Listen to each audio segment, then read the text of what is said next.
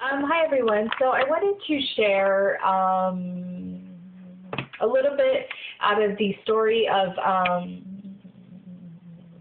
Moses, which is found in Exodus 3 and 4, is where I will be speaking out of.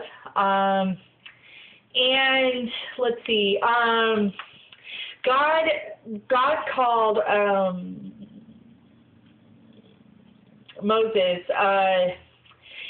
to bring the Israelites, like out of Egypt.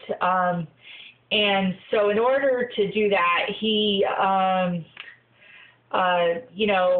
he had to go and speak in front of the Pharaoh. And when God asked him to do this, Moses was like, why me? I'm not eloquent of speech. And God said, it is me who puts the words in your mouth. But with Moses, he's like, well, my brother Aaron can speak, So anyways, Aaron ended up being the spokesperson.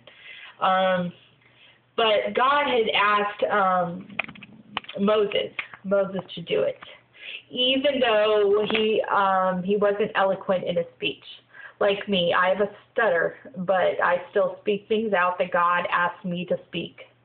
And, it really, even if it's a speech problem or not, when God asks us to do something, we should do it because God has our best, interests in heart. And God can pick just an average person like you or me, to do something that only we can do. Each of us has a purpose in life, and each of us has a calling in life.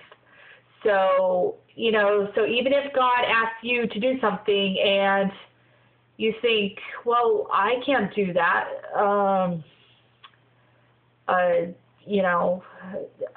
can't see that well, or I can't go there, my speech isn't eloquent enough.